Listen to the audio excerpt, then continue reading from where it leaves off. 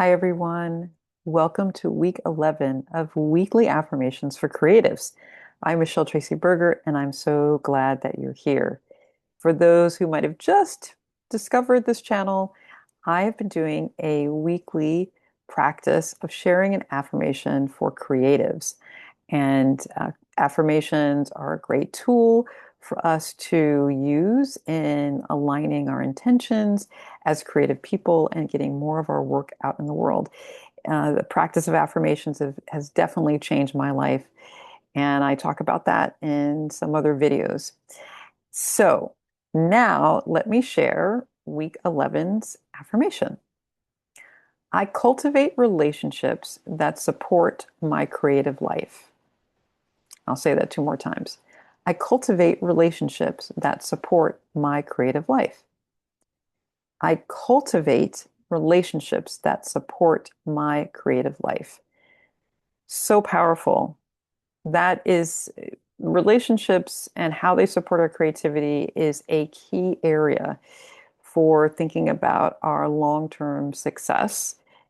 I think that there's several things that we could sort of talk about related to relationships and creativity. One is what you're doing right now, which is cultivating the relationship with yourself, right? So that inner creative self, that inner writer self, we need to have a relationship with that part of us that is the creative engine. So that's the foundation, right? And affirmations really support to me that basic connection that you have to your creativity. Then another level of relationships are our personal relationships. And our personal relationships, we want to have ideally people in our lives that they don't have to know everything we're doing in our creative work, but they need to not be dream stompers. And you know what I'm talking about, right? The people that when you're talking about your creative goals and dreams, they say, "Oh, that's not probably going to work. That that doesn't sound good," or that sounds like a little pie in the sky, or isn't publishing now dead? Like you don't need those kind of people that are antagonistic or always saying something hostile about your desire to get more of your creative work in the world. So we want to think about our personal relationships and begin to either, if you don't want to release these people, if you have good relationships with them in other parts of your life, then they're not someone that you're going to share your creative work with or your creative ambitions with. And it means that you'll need to keep part of yourself a secret, part of that a secret from them.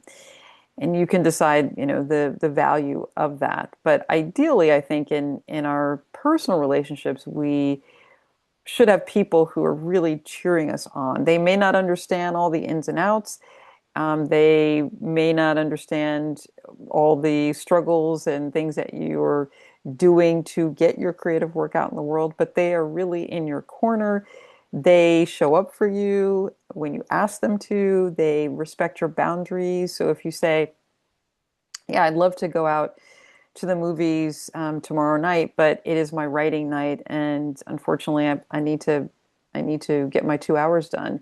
Can we make it for the week after next or a different day?"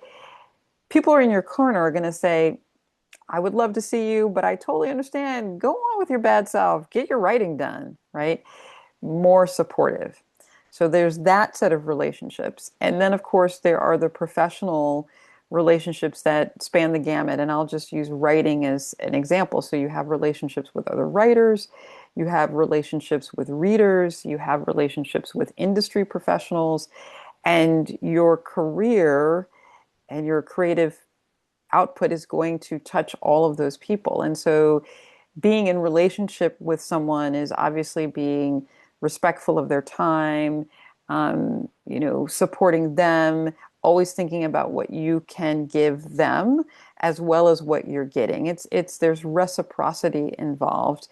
And there's so many writers that I know who are amazing givers. I mean, they show up for each other. They build literary citizenship. They're involved in literary community.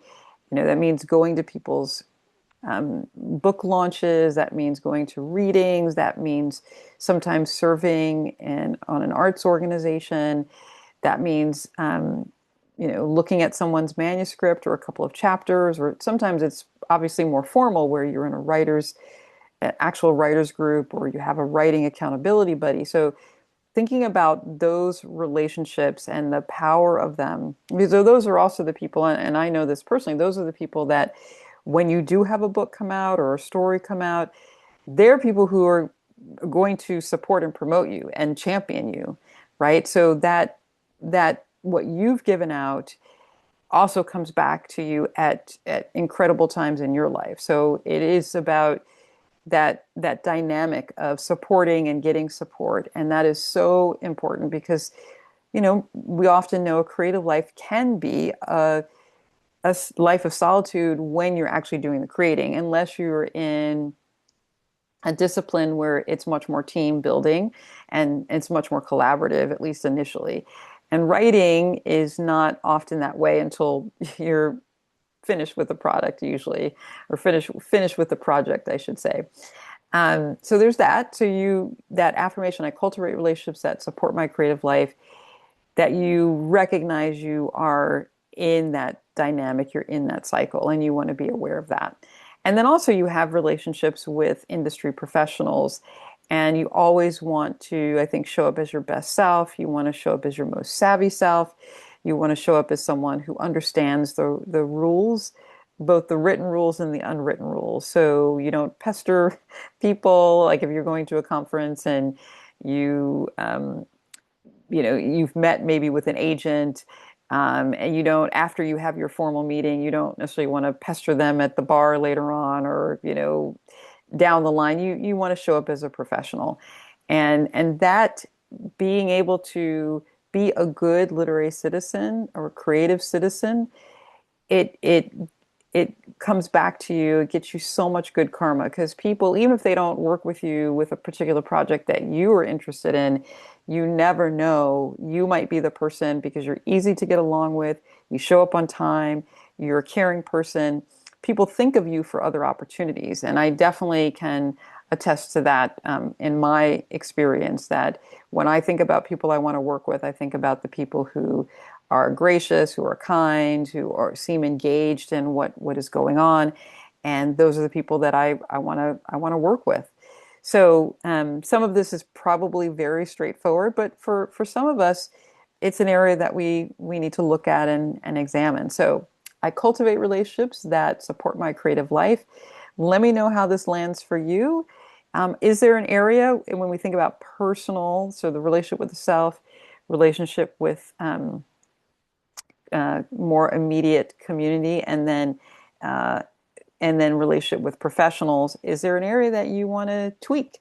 Let me know in the comments. And if you have enjoyed this video, please give it a like. And my channel has information about various aspects of creativity. Affirmation is one area that I'm focusing on right now, but I do a lot of other things.